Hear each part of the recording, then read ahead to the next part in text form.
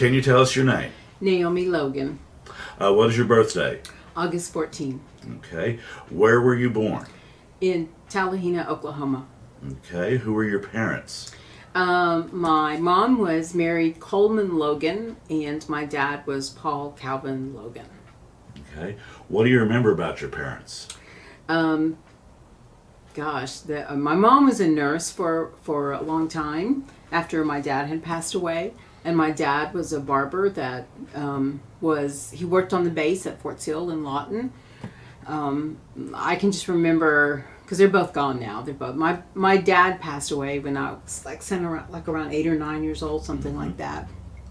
But I can just remember him getting together with my mom's brothers and going hunting. We still have his old squirrel jacket, and he had like a Lee or Levi jacket or something, blue jeans jacket, and a rifle gun that he used, his squirrel hunting rifle. So we still have that. And then my mom, after my dad died, she became a nurse, and she worked down at McChristian Hospital in Paris, Texas. Okay. When did you come to Choctaw County? I guess when I was very young, when I was because at the time we lived in Lawton when I was born, because I was born in Tallahena, right. But I know we lived in Lawton. And then when my dad opened up, I think, a barbershop, then they came here. Okay. So that brings us to the next question. So what brought you and your family to Choctaw County? Yeah, I think it was my dad opening up his barbershop. He used to have one in Millerton, down in McCurtain County, and then he opened up a shop here. Okay. So what part of the county do you live in, and did your family live in? Oh, we live in the, I guess it's the southeastern section of the county. We live past what's called Goodland Academy. Okay. Used to be called the Goodland Presbyterian Children's Home. And my grandparents on my mom's side, and not on my dad's side, but on my mom's side, were given an allotment because they do have roll numbers, which I can give you the roll numbers if you need them. They were given an allotment of land out there. So my grandparents originally built a house out there, which was an old shotgun house, which is still there, but it's in real rickety shape. It'd be kind of scary to go into. And then they built another house out there. And then when my parents moved back to Choctaw County, then they were given like 2 acres out of their allotment to put a house on. How did your family support themselves when you were a child? Well, like I said, my dad was a barber. He had, he worked in Lawton. He had a shop in Millerton. He had a shop here. So, for the most part, he was a barber. My mom was a homemaker. She stayed home with us kids. There's 3 of us. I just remember that he was a barber, and after he passed away, then she went to school and she became a nurse, and then she supported us after that. Any animals or gardens or? Oh,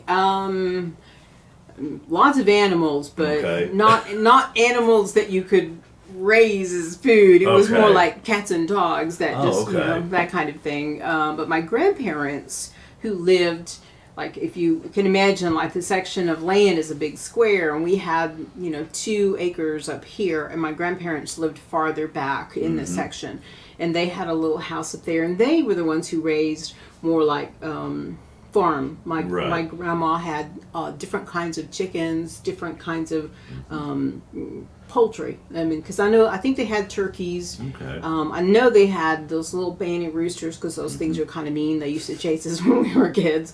They raised pigs. My grandpa used to have a couple of acres that was kind of north of where they lived at.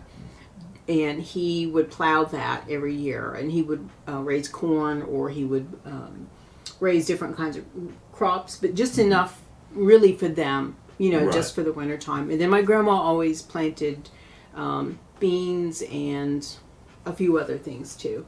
Probably squash, okra, that type of thing. How many children were in your family? There's 3 of us. It's a real small family. It's just my brother and my sister and I. And you, the oldest, youngest? I'm the middle. You're the middle. You're the middle. I'm the famed middle child. Yes, yes. What did you and your brothers and sisters do in your spare time? Oh gosh, my brother is the oldest, so he used to like to do a lot of kind of, I guess what you would think of as like almost quasi-engineering type of things, because he actually wound up going to school and graduating college with an engineering degree. But when we were little, he used to build these little like airplanes, like little mock airplanes. He would build them out of little blocks and things like that, and then he would, we would play with them in the yard. He loved taking us out with him and like going and digging in like the creeks. There's a little creek near our house that's called Crowder Creek, and he used to go and take the girls with him, and we would go down there and we'd hunt for like crawdads and things like that. That was always a lot of fun. Yeah. And then we would go to school. We went to school at Goodland Presbyterian Children's, so we went to elementary school there until you're about 8 years old. At that time, that's when originally they used to go to school there all the way through high school, and they graduated. And then when they had Hugo and Grant get established, then children went to school there. Okay. But then you went to school. I went to the 8th grade. Okay. But some of the games that we would learn how to play there while we were at the elementary school, then we could play those in the yard and things like that. But, and that covered most of the next question. You went to school at Goodland. went to school at Goodland, yeah. Graduated from Hugo? Yeah. Okay. Yep. Tell us some things you can remember about your childhood. Oh gosh, we used to have a lot of fun doing different little things around the house. Like playing games, like you said, as children, we used to do that a lot. Some of the other things that we used to do were, my dad, like I said, he worked in Lawton, and I don't know if they still call them the PX or not, but they used to call them, like, I think it's APHIS or something, the place where you could purchase stuff there. Yeah. He used to buy us different types of comic books and things like that. Okay. And they were a little more on the, like, things that we kind of wish we had still had them. Yes. Yeah, because they would be like really collectible, like probably some of the earlier Superman things and Tales of the Crypt and those kind of things. They were, my mom probably wondered why was he giving his children these kind of comic books, but they'd be really cool to have now. Yeah, they would. What is the earliest thing you can remember?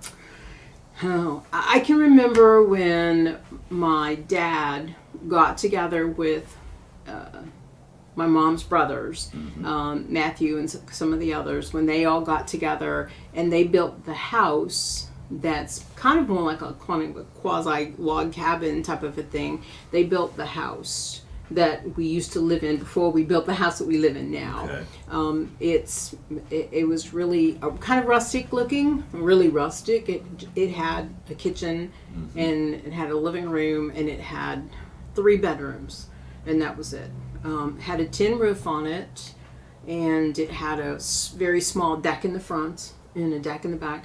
And I can remember walking down to watch them when they built that house. And I can remember that I was wearing like this little white sundress type of thing with like little white sandals on. And my mom told me that she was surprised I could remember that because I was like 2.5. Oh, okay. And I don't remember anything after that until I was like 6 years old, and it was like the first day of school. Right. So talk to us about your heritage.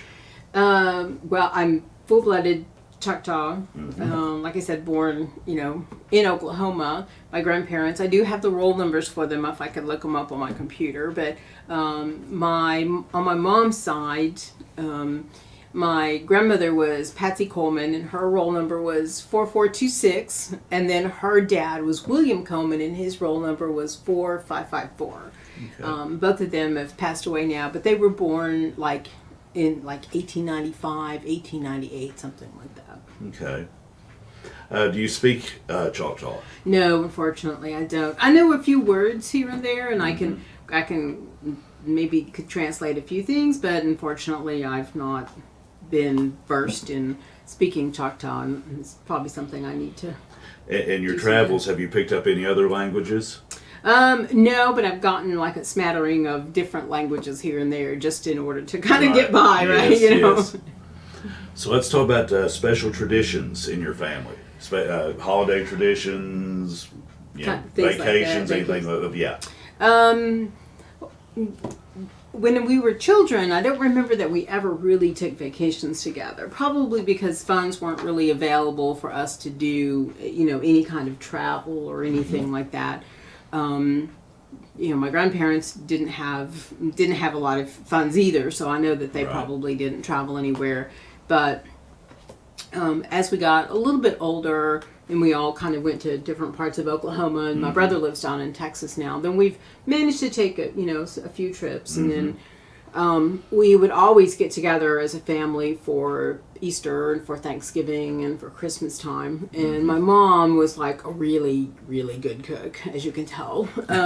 She was a really good cook, and she would make some traditional, more Choctaw kind of dishes for us, like banaha and pashofa, things like that. We would fix those. So after she's been gone for a little over 10 years now, and my sister and I have continued to do that tradition. So we have actually she has notebooks that had menus in them, the way she would write up for like Thanksgiving, I'm going to have the turkey and a ham and pashofa, and she would write it up.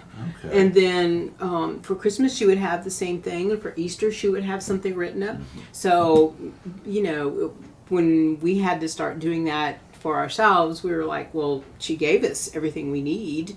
She told us what needs to go into the menu, and then we've got her handwritten notebook that has a lot of her handwritten recipes in it. So it's really good. Yeah, I'd love to have that like printed and bound sometime, because I think that would be really, really cool to have. Yeah. So, have you ever been married? No, never been married. And no children? No children. All right. So what would you call significant historical events of your lifetime? Oh, gosh. Well, I can remember, when Kennedy was shot. I can remember that because that was on the national news. I remember I was at home with my mom. She was sewing something. She loved to sew. She taught us to sew when we were little kids. By the time we got to high school and had to take home ec, and they were learning how to make placemats, and my sister and I were like, we're going to make a dress and maybe some pants, because placemats are really easy. Yeah. So she taught us how to do that. But I can remember being at home with her because they were announcing on the news that the president, had been shot. And I can just remember that snapshot in my mind of being with her there. And then, of course, when we had the moon landing, which in 1969, right? Yes. I can remember that because I remember being fascinated that people who used slide rules and things like that to calculate with were able to put someone on the moon. That was just so fascinating. Of course, you've got the Cold War, which is kind of sort of interesting. And then I was part of the graduating class of 1976 from high school. So we had the special little things that were on the bicentennial. It was the bicentennial. So we had the special little those tassels in the little pins and all that. Okay. And we had all of those. So that was kind of cool, because you didn't get to do that every year to be part of the bicentennial. That's true. And I can remember a lot of the events and things like that happened. And I think other events that I can remember. My first job when I lived in Boulder, Colorado, in 1980 was when Reagan was shot. Okay. And I can remember that as well because I'm sitting at my desk, and because I think John Hinckley's parents came from Colorado. They did. You're correct. They lived not too far from Boulder, and people were kind of all talking about that because here was someone who was kind of sort of local, and he had gone and done this really horrendous thing. I remember that watching the news clips on it, and then later on hearing a little bit more about it, and it seemed like Reagan had such a great attitude about that, in spite of the fact that he had been shot. He seemed to be very much in charge he still gave you a sense of confidence, and he even joked to Mrs. Reagan that he had forgotten to duck. Yep. And I can remember that, just thinking, such a confidence filling type of event to have happen. You felt like he was still in charge. Right. And then, because I can remember some really other, great events that have happened, like when I graduated from college and then I moved to different places. I got to work in Washington, D.C. For many years, and I can remember being at a couple of the inaugurations there. That was kind of cool.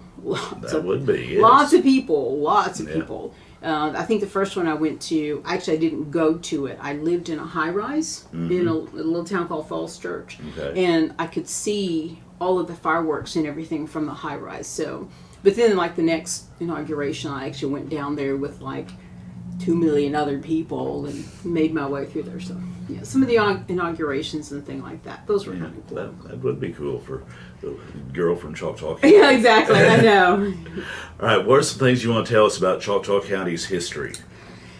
Well, I think Choctaw County, being established, when was it, like 1907, something like that, in and of itself has got like a really rich history. And if you look at like, where we are within the Choctaw Nation, and, we've got the Turnpike now that's been here for, a number of years, but, it gives us more easy access into Choctaw County. And then, you can go right on over into McCurtain County, and there's a number of lakes and things here. And of course, with the Genealogy Society, there's so much rich information here that people need to really go onto the website and take a look at, because of the number of notable people that are from here, or the number of notable people who are buried here as well. That's true. There's a lot of history here, and I know even with at Goodland Cemetery, which is where a lot of my family is buried at. I think the first chief of the Choctaw Nation, I think, is buried there. Okay. And then there's just a number of, of notable people here. Like you drive down like I think it's Broadway, and there's like a building there that has spring on it. This is 1907 or 1908 or something. Well, that man who built that building, his descendant lives across the road from us. Oh, okay. Yeah, Mr. Spring and his wife live across the road from us. And, I just think there's a lot here. There's a lot of history in Choctaw County, and people really should come visit and see. Yeah. Okay, so now you get to tell us about some of the more interesting people you've known while living here, and you can talk to us about the people in the pictures, too. Oh, okay, yeah. You want me to show some of the pictures? I can certainly hold it up. My sister will probably not forgive me for this, but this is a picture of my sister and I, and this is when I think we were probably still living in Lawton at the time. My sister's name is Pamela Logan, and we were like sitting on the front bumper of our parents' car. So she's, I live with her now. But yeah, this is a picture of she and I together. This is a picture of my grandmother when she was a much younger woman, and she's holding, I think, one of the grandchildren or something. But that's the picture of my grandmother. This is also a picture of my grandmother here. She and her second husband, Eli Williams, used to go to church at the Presbyterian Church. Okay. Which is the Cold Springs Presbyterian Church, Yes. which used to stand right next to where we live at now. And actually, my family now, we own that land where that church used to stand at. But this is a picture of them at a Christmas festival or Christmas service that the Presbyterian Church used to do every year. And they were in the back and they were praying. So someone was taking pictures during prayer that were probably not good. But and then this is a picture of Grandpa Eli up here. Working in the yard. That's a picture of my mom. And this is one of my nieces here. And they were out taking a stroll together. This is my brother and my mother and one of my other nieces. when my brother was getting married, which is kind of funny because the bride's not in there. I don't know what happened at that. The bride is standing down here in case you want to know. Yeah, here's when one of my other nieces had graduated from college or from high school, I think. And so there's my mom and Misty and then Linda and then myself. Okay. So, and there's my mom, and here's another of my mom with one of the children. This is my mom. There's lots of pictures of my mom in here. This is her picture from when she played basketball for Goodland. Oh, okay. So, yeah, she was quite a striking woman, wasn't she? She was really pretty. This was her when she was graduating from nursing school. She had to take a picture, like an official portrait, I think, for the nursing school. So that was her portrait, and then this was her picture after she had graduated. So, and I've got a picture somewhere where she's actually got her hat on too, and we still got her hat and stuff. And this is my dad with my brother when they lived in Lawton. Okay. My dad was holding them, and then this is the one of the two pictures I have of my brother, myself, and my sister. Okay. When we were little kids. And I do have one other picture of us where we were all together. This is taken probably the same day that we did more of an official portrait. She brought us to town, and like the three of us had to sit together and have an official portrait taken. And that's the only picture I've got of all of us together. And then we have this picture because I recognize that dress now that I think about it. Yeah. I think the dress was probably from that picture. And then that was my mom. Okay. So. And you have some other smaller pictures here? Yeah, I showed you the one with my mom there, and here's one of my dad. This is probably the car that we were sitting on. This is my dad. He's leaning up against the car now. You can tell family pictures, right? Yeah. And here's one of my brother. This was his high school graduation picture, actually. So a really, really good picture. But this is my brother in 1956 when he was a little kid. He was helping them to chop and pick up firewood. Okay. So. My sister-in-law likes to use this picture with her grandchildren to let them know that, see, Grandpa used to work. Yep. He used to work pretty hard. So this was my Uncle Matthew. This is taken in like December, I think, of '48 when he was in, I think he was in the Navy. Yeah, I think he was in the Navy, and he was my mom's favorite brother. I can say that because they were all gone. And then this was actually my mom's dad. This is William Coleman, he was born like September of 1895, and then he passed away in August of 1938. But this was like as far as I know, the only picture that we have of him. And he's actually buried in the cemetery that was associated with that Cold Springs Presbyterian Church. Okay. He's buried, that little cemetery is kind of west of there, and I think it might be on private land now, but I know he's buried there somewhere. And then this is my uncles. This is Matthew and David and Jacob, and then Eli Williams Jr. When my grandma had remarried, and then she and her husband, my grandpa Eli, they had a couple of boys together, and this is Eli. So that's the picture. Any other interesting people that come to mind? Oh, here in Choctaw County, I mean, I think. Yes, some of the interesting people that I have, that I know about, that live here are, unfortunately, a couple of them have passed away, like Calvin Hicks. He and his wife live right north of us. But they were associated with the Cemetery Association as well, and he used to have a painting business here, right? And his children, they have a little ranch that's right to the north of us, and then he and his wife lived there for a long time. And we used to go up there and visit with them a lot, and he had a lot of really good history. Yeah, he just knew a lot about everything. He was just a great gentleman to know. Some of the people that I've met, since I've moved back here, that I've met within, even through church, or like Miss Cooley, Shirley Cooley, who her dad, they lived here, and she's got some really great stories to tell too. And I just think there's probably a lot of interesting people here that. Okay.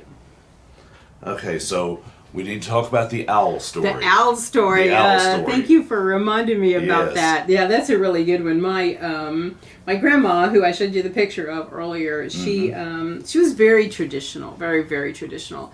And she used to tell us stories sometimes that would kind of make like the hair kind of stand up on the back of your neck, But she would, she had told us that, and I had heard this story before, that when an owl would call your name, or like when you would like see an owl or something like that, then it was kind of a sign that death was imminent. Something was going to happen, like within a few days or whatever. And when my grandpa Eli, he was quite elderly when he passed away. He'd been in World War I, but they had their little farm out there. They just kind of kept to themselves and, just did their thing. But he, like I said, he loved to plant corn and all of that. Well, he had a mule that he loved. Had this one mule named Noah that he just loved. My mom used to tell us stories just trying to track that mule down. And when he had kind of gotten... he was able to get around, but he wasn't really in super good health. Right. My grandma told us, she came down to the house and she talked to my mom and I and told us that she had been out on the porch of their house, and it was at nighttime, and all of a sudden she heard this owl, and she said its wings, it sounded like this huge owl, but it was just one owl, and it sounded like it was crying.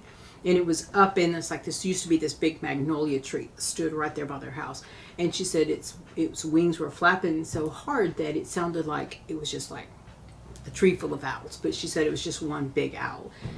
And she came down to see us about that because she was pretty upset about that. And she said that she thought that it meant that our grandpa was going to pass away within 3 days.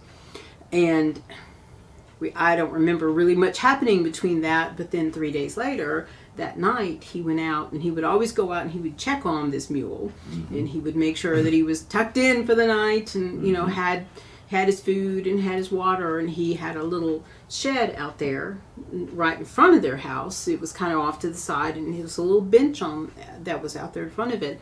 He went out there to check on his mule, and he sat down on his bench and just passed away. I think his heart gave out. But my grandma came down and got us and told us, that she went out to look for him. Yeah. She couldn't find him. She went out to find him, and he was slumped over. He was just sitting on and it was like, okay, that Yeah. She really could tell us some really good stories. So tell us about what you're doing nowadays. Nowadays, what I'm doing, well, I work for a company that's based actually in Paris, France, and I'm doing business development for them, where I spend enormous amounts of time writing business proposals for them, persuading other people on an international basis to come and do business with us. So I spend a lot of time working with teams that are in the U.S. or in the U.K. around the world. I've talked to people in Australia and New Zealand and the Philippines and China. I mean, it's just, you just adjust your schedule and kind of work through everything. But yeah, they're business proposals that I write. So I spend all my time writing on a computer. Right. And as a Choctaw, that must be an interesting situation, just dealing with people from all over the world. From all over the world, yes. Yeah. The thing I think people find interesting about at least where I live at, because we had to share a little bit about our background one time at the company, and so I showed them like a map of Oklahoma, and then I showed them like the Indian Nation, the territory, right. The Indian Nation as a territory itself, and then what the current Choctaw Nation, is 10 and a half counties down in the southeastern portion of it, and they were just fascinated by that type of history and Yes. things. They also are kind of worried that I live basically in Tornado Alley. Yes. Because that's really unique in the world, right? You don't really have that. But we all, all of us in Oklahoma, we all live in the Tornado Alley. All right. What do you think people that are not from our county should know about it? I think that they should know that there's a lot of rich history here that I think they would really benefit from knowing about, or even just find very fascinating. We've had people come from Germany, right, that come and want to visit. And I have relatives that live in Denmark that come like every 3 years or so, specifically so that they can come to the U.S., but then they like to come to Choctaw County and they visit with all the relatives that they can find. They go to the lakes. They love to gamble, so they go down to the casinos and, do that. And they just like to, they come here and they're like tourists. And so I think people that, really want to know more about Oklahoma, want to know more about Choctaw County, and if they want to know a lot more about the Choctaw Nation, then this is a really good place to come. Okay. That is the list of questions. Okay. Thank you for your time. We appreciate it. Thank you.